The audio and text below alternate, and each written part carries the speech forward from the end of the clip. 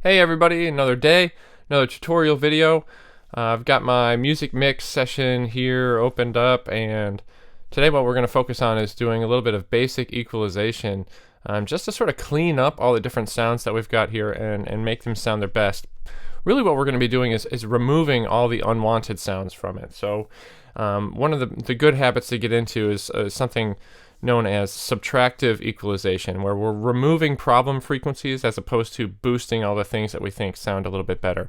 Overall, if we do a bunch of boosting on all the individual elements, then we wind up with this mix of muddled together stuff that is, competing with one another for a little place in our eardrums. And what we want to do instead is mitigate that problem by instead removing some of these problem frequencies and leaving the positive ones just alone. So I'm going to be working mostly in the mix window, so switching from edit window to mix window with command or control equals, as long as I've got Pro Tools prioritized there. So I'm going to be looking at this, and one of the things that you can tell right away by looking at this is that I in fact am clipping on my master over here. So normally I'm going to save volume and panning, balancing and stuff like that to the end of the mixing process, but for now I know that overall all of these things funneled together into my master are just too much. So before I do any of this equalization stuff, I'm going to highlight my all group, or actually my no master group, and pull those things down while I start listening. You can reset this little warning sign here on your master by just clicking the red, and now you can tell that I'm not quite peaking. We'll see when the drums really come in if that's gonna peak, and I'll pull things down a little bit more.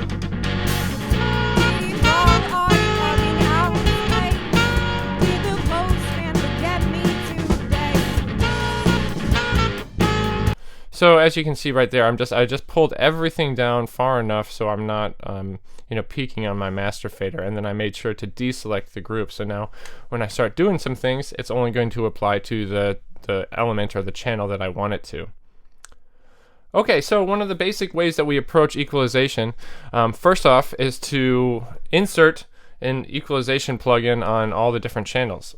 So instead of going one by one, I can just hold Option and then choose my basic EQ3 7-band equalizer.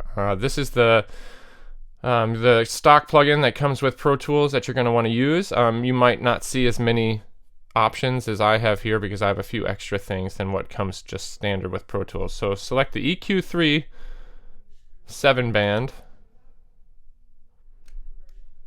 and that's going to place one of these on each channel.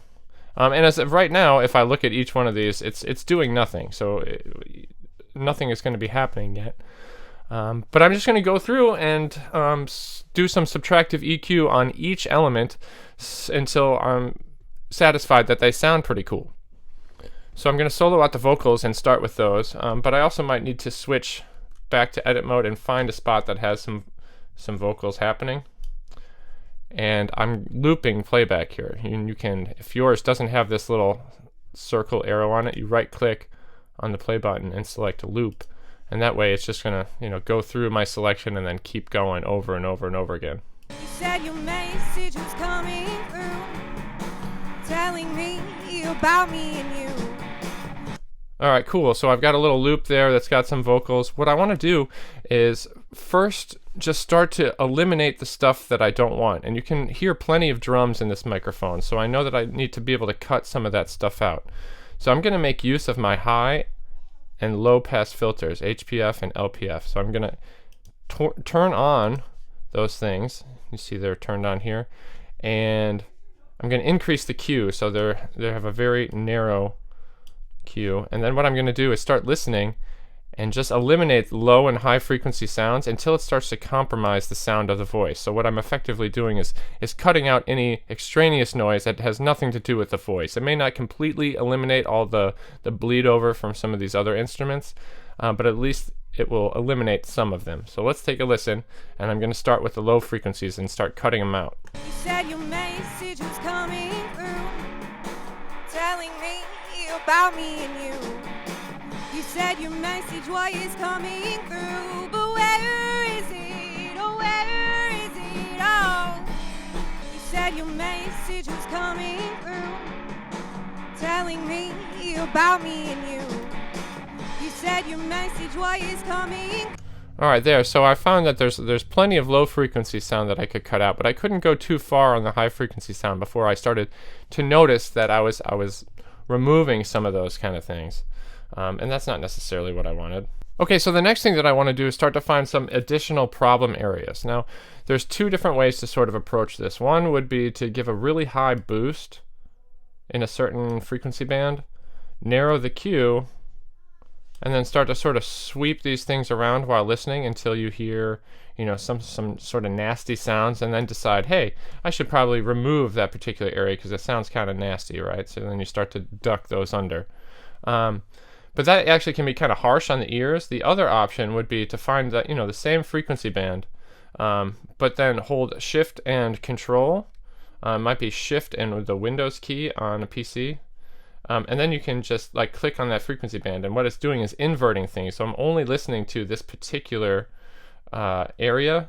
I'm eliminating all the other frequencies, but instead of having to boost them up so high, I'm really just listening to them at a normal level. So that's another unique way to do that. So that's exactly what I'm going to do. I'm going to keep listening to the vocals, and I'm going to sweep through those frequencies that I've left in here and see if anything sounds nasty. You said your message was coming through, telling me about me and you.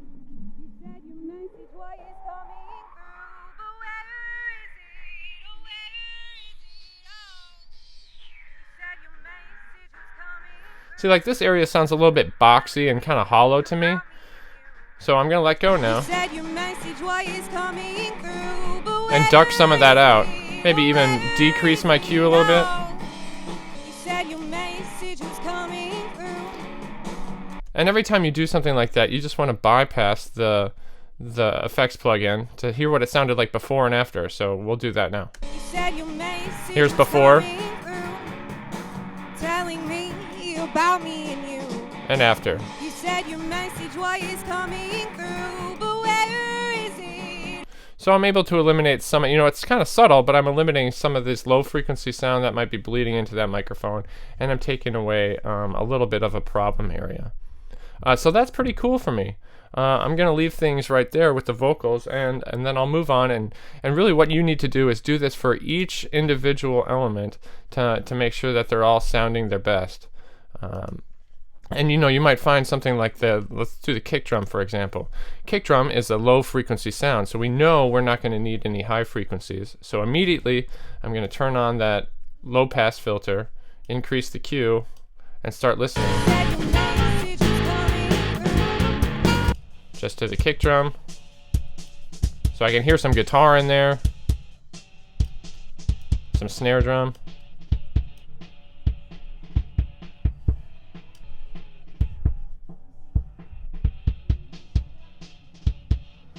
But I don't want to lose the snappiness of the kick drum. If I go too far, I'll lose more guitar, but I get this sort of muddy, thumpy underwater kick drum. I want to have that snappiness. So there we go. And then I might be able to cut out a few more things too. So I'll start looking again with Shift and Control, and then listening to some other areas.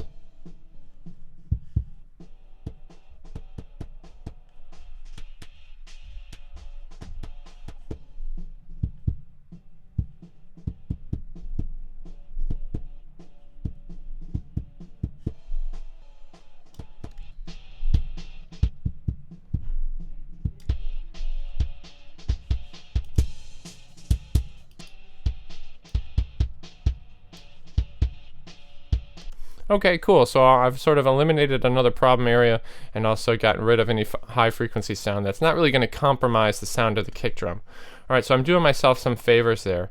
You're going to want to do the same kind of things all the way across through all these different elements. So go ahead and go through the process for all these different things, knowing that, oh, a bass guitar is not going to need too much high frequency sound. And you know, things like toms are going to have a smaller frequency range that they're going to be using, so you can kind of clean things up in that sort of method. And then next time we'll be able to start going through and doing some dynamics control with compression and even a couple of gates. So we'll take it from there, one step at a time, guys. See you next time.